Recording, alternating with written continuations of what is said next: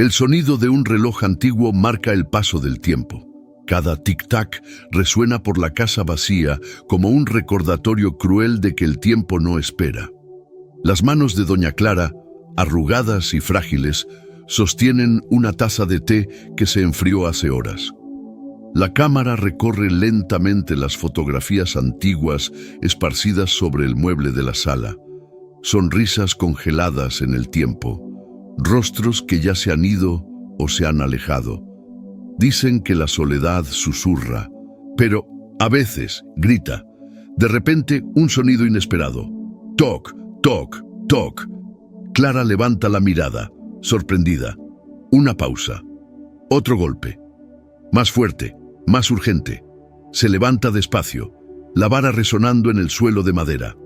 La puerta se abre lentamente, revelando a un joven empapado por la lluvia, con ojos que llevan un dolor demasiado conocido para ella. El joven vacilante. Disculpe la molestia, ¿podría ayudarme? El viento frío de la mañana se colaba por las rendijas de la vieja puerta mientras doña Clara observaba al joven desconocido frente a ella. Su rostro estaba pálido, con la ropa empapada por la lluvia, y sus ojos, esos ojos, cargaban un peso que ella conocía bien. Aquella mirada vacía, llena de dolor y cansancio, era un reflejo de todo lo que ella había sentido por años. Por un momento, el tiempo pareció congelarse.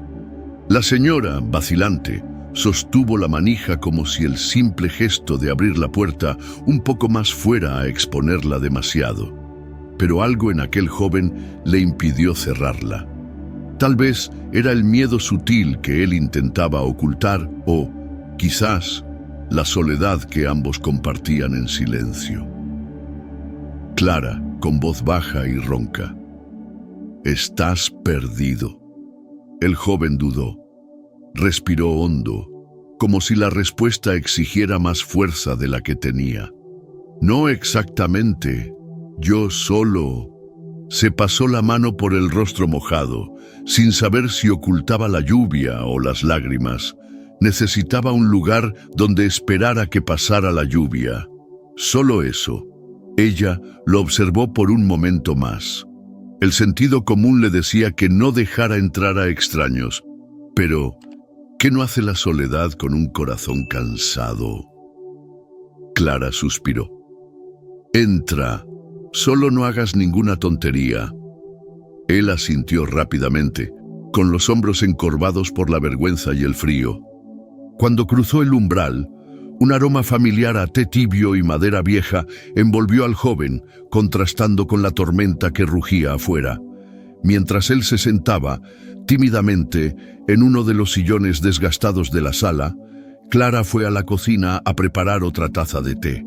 El acto, automático, trajo destellos del pasado. Su esposo, Enrique, sentado en esa misma silla, leyendo el periódico con una suave sonrisa en el rostro. Ahora, solo el vacío llenaba ese espacio. Clara, intentando sonar práctica. «¿Cómo te llamas, chico?» El joven, mirando al suelo. «Miguel». «Clara. ¿Y qué hace un muchacho como tú vagando por ahí en una mañana como esta?» Miguel guardó silencio por un momento, con los dedos temblorosos jugando con el tejido de su pantalón. Cuando finalmente respondió, la voz salió baja. «Buscando un lugar donde deje de doler». Las palabras golpearon a Clara como un golpe seco. No preguntó nada más. Sabía bien lo que eso significaba. Las horas pasaron lentamente. La lluvia afuera seguía, ininterrumpida, como si el mundo hubiera decidido hacer una pausa para escuchar la conversación silenciosa entre dos almas rotas. Clara observaba al joven mientras él admiraba las fotos antiguas en la estantería. Sus ojos se detuvieron en una imagen en blanco y negro. Un niño pequeño, de la mano de una mujer sonriente. Miguel, curioso. ¿Su hijo? Clara tragó saliva. Lo era. Su voz se quebró al final de la frase. Se fue hace muchos años. Miguel se encogió un poco, sintiendo el peso de aquella revelación. Lo siento mucho. Clara. La vida es así, Miguel. Se lleva lo que más queremos conservar. El silencio se instaló una vez más, cómodo esta vez, como si ambos entendieran que no todo el dolor necesita ser explicado. La lluvia finalmente comenzó a dar tregua, pero Miguel no se movió. Clara tampoco lo echó. Había algo en aquella presencia silenciosa que parecía llenar las grietas invisibles de esa vieja casa. Clara, con una leve sonrisa. El té ya se ha enfriado otra vez. Miguel levantó la mirada y por primera vez una pequeña sonrisa apareció en sus labios.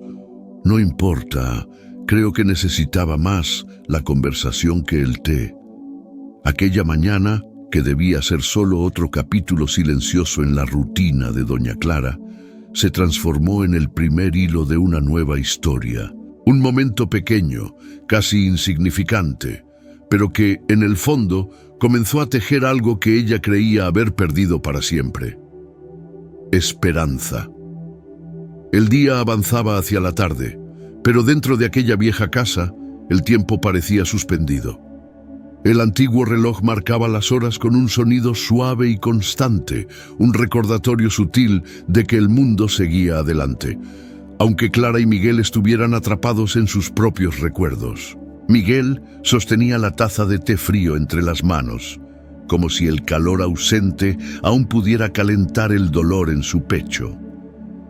Doña Clara, sentada en el sillón de al lado, lo observaba con una mirada que mezclaba curiosidad y compasión. Había algo en ese chico que ella reconocía, aunque no lo conociera realmente. No era su apariencia, sino el peso invisible que cargaba sobre los hombros. Clara, con voz baja. ¿Y tú, tienes a alguien que te espere en casa? Miguel dudó. Sus dedos apretaron el objeto en sus manos. ¡No! La palabra salió simple, pero cargada de un vacío profundo. Al menos, ya no. La respuesta quedó suspendida en el aire como un fantasma no deseado. Clara no preguntó qué había pasado.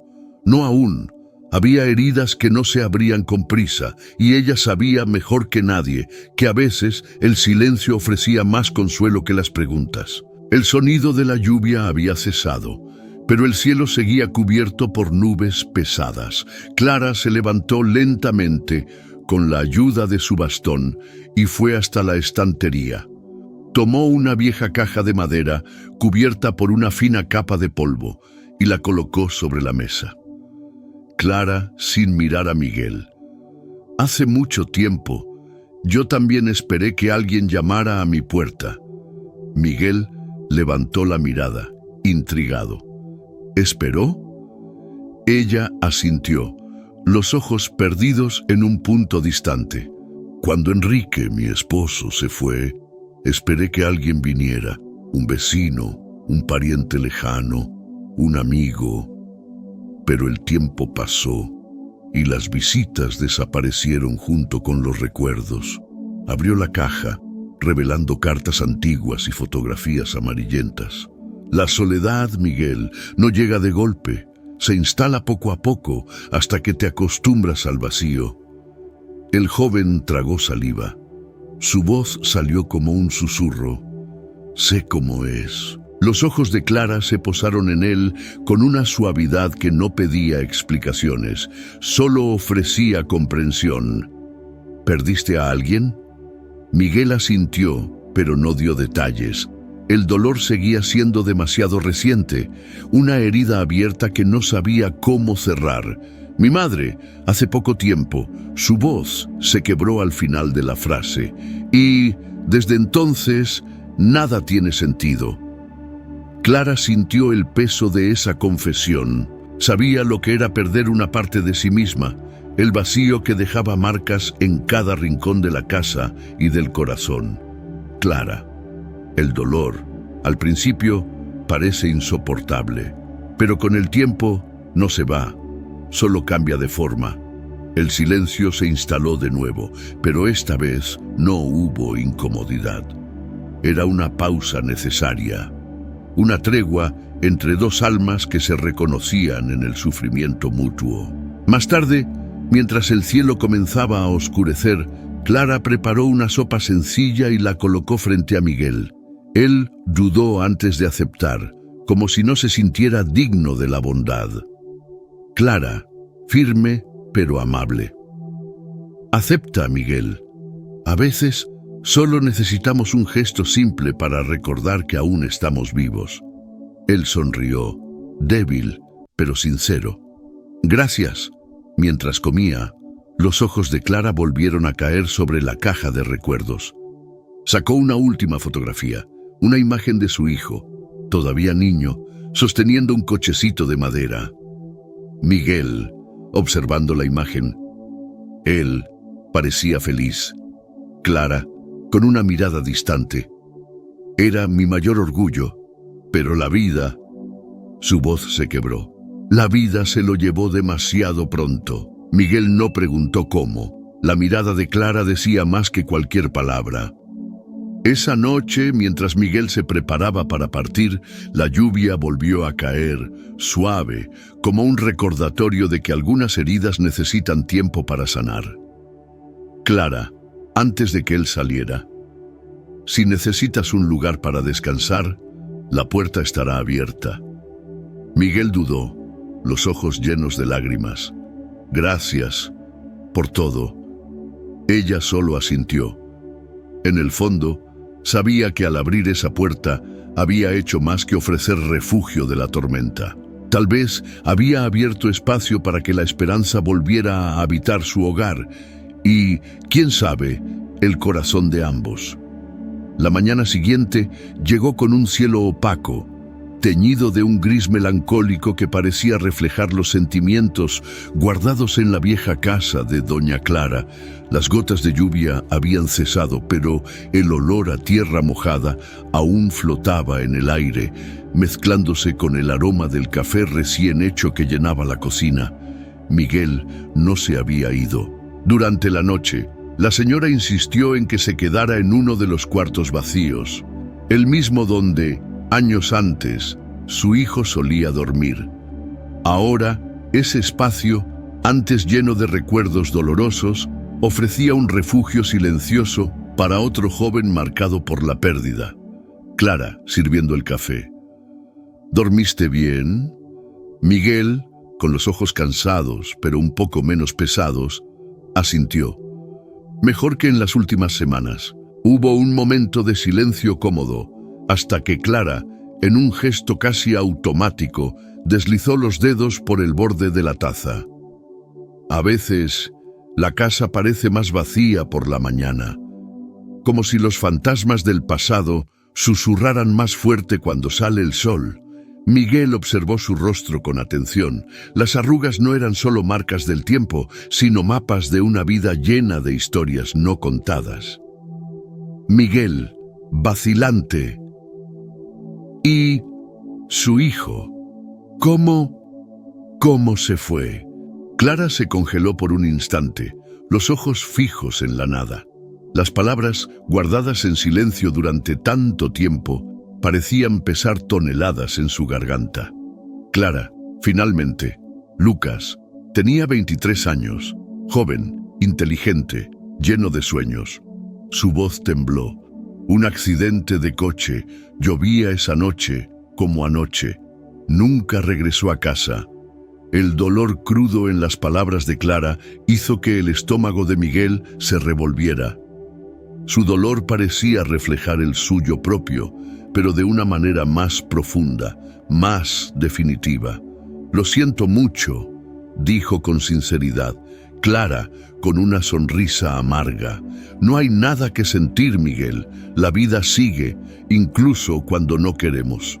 La conversación fue interrumpida por un sonido inesperado, el tintinear del timbre. Clara, sorprendida, se levantó con dificultad y fue hasta la puerta. Cuando la abrió, encontró a una mujer de mediana edad con una expresión de preocupación. La mujer vacilante. Doña Clara, soy Ana, trabajadora social del barrio. Escuché que tuvo una visita ayer. Clara, desconfiada, lanzó una mirada rápida a Miguel, que se había encogido en la silla. Sí, ¿por qué? Ana, escuché que un joven ha estado vagando por aquí. Perdió a su madre recientemente y desapareció del albergue donde estaba. La asistente social hizo una pausa, mirando a Clara a los ojos. Estamos todos preocupados. El corazón de Clara se apretó. No necesitaba más explicaciones. La mirada culpable de Miguel lo decía todo. Cuando Ana se fue, Clara regresó a la cocina, con la mirada seria. «¿Huiste, verdad?» Miguel desvió la mirada, la vergüenza evidente. Yo no soportaba más ese lugar. Cada rincón me recordaba a ella. Las paredes, las voces, el olor. Necesitaba escapar. Clara, con voz firme pero sin juicio. Huir del dolor no lo hace desaparecer, Miguel. Solo encuentra otras maneras de alcanzarte. El muchacho respiró hondo, con las manos temblorosas. Ya no tengo a nadie, doña Clara. Cuando ella se fue, lo perdí todo. Clara se acercó y colocó suavemente una mano sobre su hombro. No lo has perdido todo, Miguel.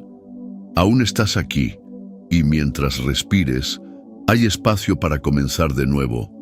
Aunque ahora no lo parezca. Esa tarde, mientras Clara organizaba viejos álbumes de fotos, Miguel se sentó a su lado, curioso. Las imágenes mostraban momentos felices, fiestas de cumpleaños, viajes y sonrisas que el tiempo había borrado de las paredes de la casa. Miguel, ¿usted todavía lo extraña todos los días? Clara soltó un largo suspiro, cargado de siglos de añoranza. Todos los días, pero con el tiempo, el dolor se transforma. No desaparece, no disminuye, solo cambia de forma, y aprendes a vivir con él. El vínculo entre los dos comenzaba a solidificarse en silencio. Dos almas marcadas por pérdidas diferentes, pero unidas por un sufrimiento familiar. Miguel, por primera vez en semanas, sintió que quizás no estaba completamente solo. En la quietud de la noche, mientras Clara dormía en su sillón y Miguel observaba las estrellas desde la ventana del cuarto vacío, un pensamiento invadió su mente. Quizás ese lugar no fuera solo un refugio temporal, sino el comienzo de algo que nunca pensó volver a encontrar. Un hogar. La noche avanzaba en silencio, y el sonido del viento suave golpeando las ventanas de la vieja casa de doña Clara parecía una canción de cuna para los corazones cansados. Miguel estaba despierto, observando el techo del cuarto oscuro, mientras pensamientos pesados cruzaban su mente como sombras que no se disipaban. ¿Qué estaba haciendo allí? ¿Sería justo invadir la vida de aquella mujer, trayendo su propio dolor a esas paredes que ya cargaban tanto sufrimiento? La vergüenza y la culpa se entrelazaban como hilos apretados en su pecho, haciéndole difícil incluso respirar. A la mañana siguiente, el olor a pan fresco lo despertó. Bajó las escaleras lentamente y encontró a doña Clara en la cocina, removiendo una olla con calma, como si cada movimiento llevara consigo un recuerdo. Miguel, dudoso, no tenía por qué hacerlo. Ya la he molestado demasiado. Clara, sin apartar la vista de la olla. Sería una molestia si estuvieras aquí por egoísmo, pero no veo egoísmo en tus ojos, Miguel. Solo dolor, y nadie merece enfrentar su dolor solo. El joven bajó la cabeza, sin valor para confesar lo que sentía. La culpa lo devoraba por dentro. No debía haber huido del refugio. Ellos solo intentaban ayudarme. Clara apagó el fuego y se sentó frente a él con las manos cruzadas sobre la mesa. ¿Huir fue un error? Tal vez, pero a veces, Miguel, lo que más necesitamos no es ayuda, es comprensión. Más tarde, Mientras Clara arreglaba la sala, Miguel notó una caja de cartas en un rincón polvoriento. Curioso, se acercó, pero no se atrevió a abrirla. Clara, al notar su mirada: «Puedes mirarlas si quieres. Son cartas que nunca envié». Miguel: «¿Para quién?» Clara: «Para Lucas». El silencio cayó entre ellos como una pared de vidrio. Clara, pero infranqueable, escribía como si aún estuviera aquí. Como si, de alguna manera, esas palabras pudieran atravesar el tiempo y el espacio y alcanzarlo. Miguel tomó una de las cartas y leyó en voz baja: «Lucas, hoy la casa estuvo demasiado silenciosa. La silla donde solías sentarte sigue vacía, pero aún espero verte entrar por esa puerta, diciendo que estoy exagerando, que todo está bien. Pero no vienes, y yo sigo aquí, aprendiendo a vivir sin ti». Las palabras golpearon a Miguel con fuerza.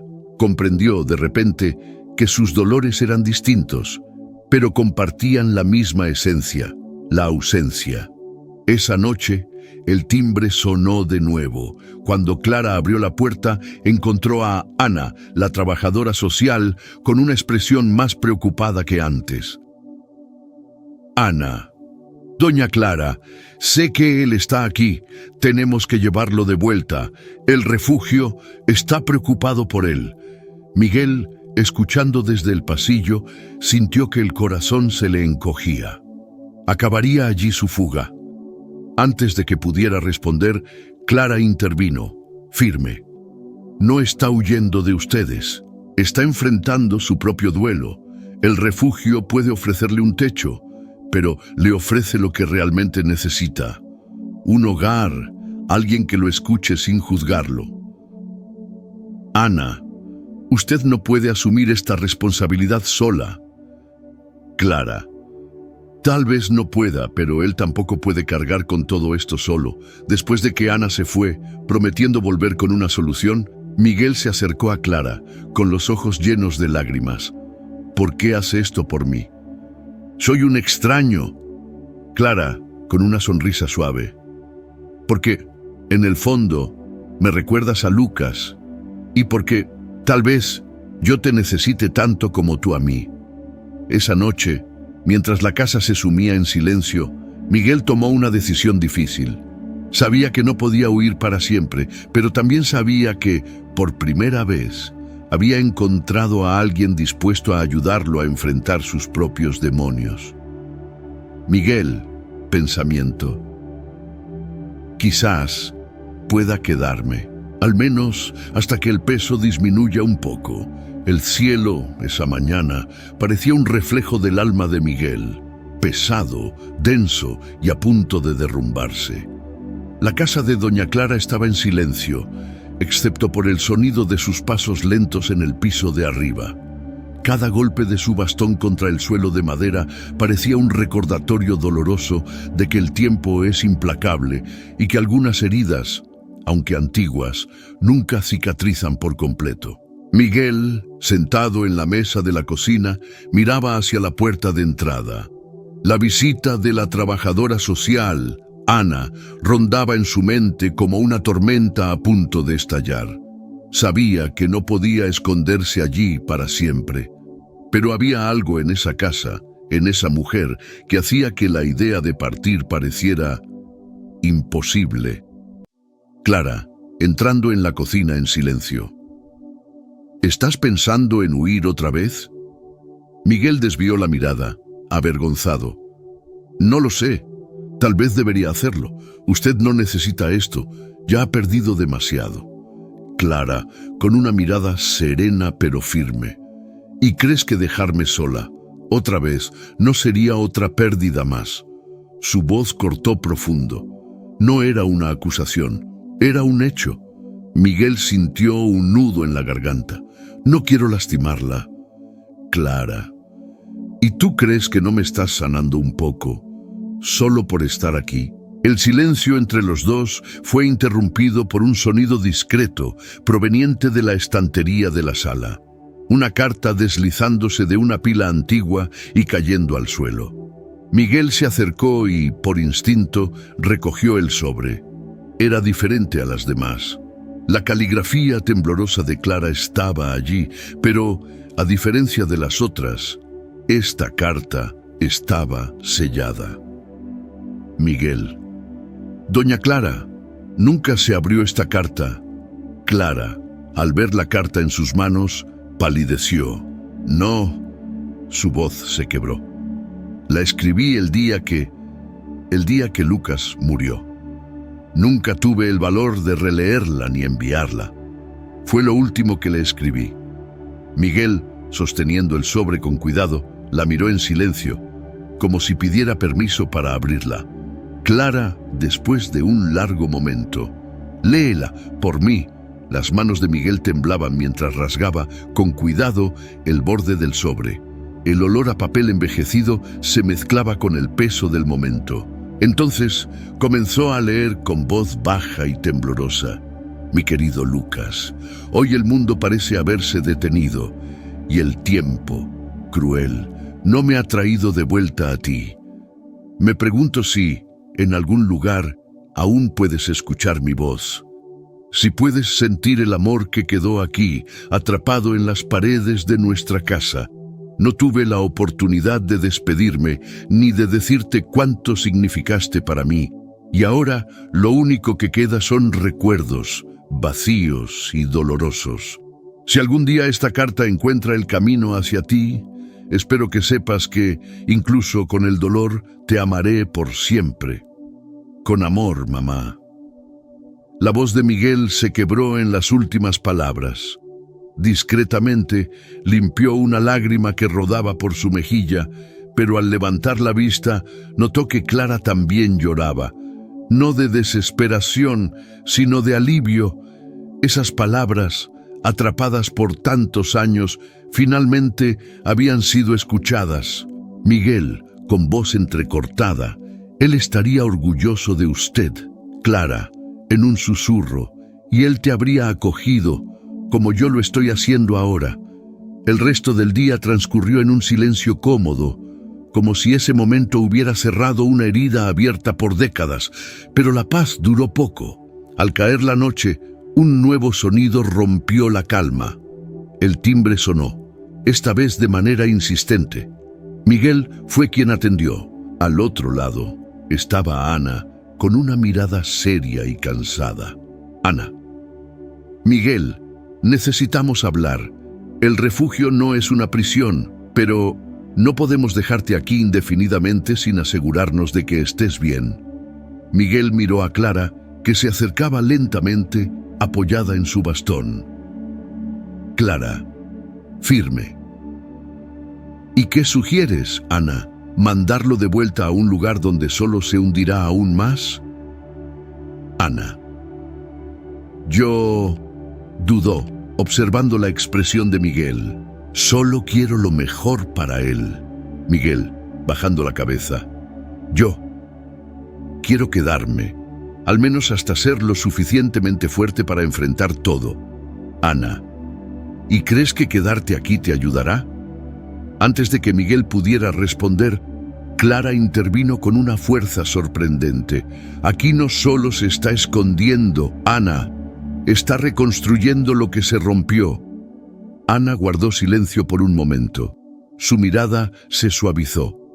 Está bien, pero necesito ver progreso, Miguel. Necesito saber que no solo estás posponiendo el dolor. Miguel asintió. Lo prometo. Esa noche, el cielo se despejó y por primera vez en semanas aparecieron las estrellas.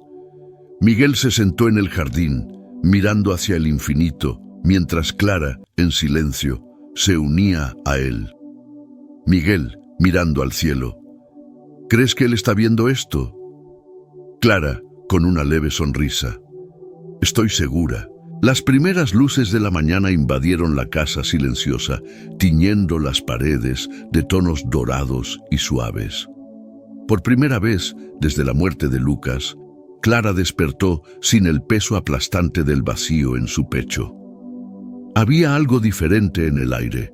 No era felicidad, ni una paz completa, pero sí una sutil sensación de que las heridas, aunque abiertas, comenzaban a sanar lentamente. En la habitación de al lado, Miguel dormía profundamente. Su rostro, sereno, estaba libre de las líneas de preocupación que llevaba desde el día en que llamó a esa puerta. Allí, en esa vieja casa llena de recuerdos, había encontrado algo que creía perdido: pertenencia. Los días siguientes transcurrieron en un ritmo tranquilo, casi ritual. Miguel y Clara crearon una rutina sencilla: desayunos juntos, caminatas cortas por el jardín y tardes llenas de largas conversaciones, donde los recuerdos y los silencios tenían el mismo peso. Pero la calma fue interrumpida por una tormenta interna que Miguel ya no podía contener.